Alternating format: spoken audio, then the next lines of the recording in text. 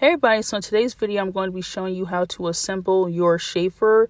I would recommend that you do light your chafers about 15 to 20 minutes before people are due to arrive, just so the food can stay hot and be hot when they go up into the line. So you want to start by pouring water inside of the hotel pan or inside of one dish. So even if you're using the aluminum dishes, one pan at the bottom that will be closest to the fire should have the water in it. And as you see, I'm just pouring it because you want to make sure it's enough water in there because you don't want it to burn, because as the flame is starting to burn, heat up the water, obviously the water is going to start to evaporate. So that's why you see those burn marks at the bottom of the pan.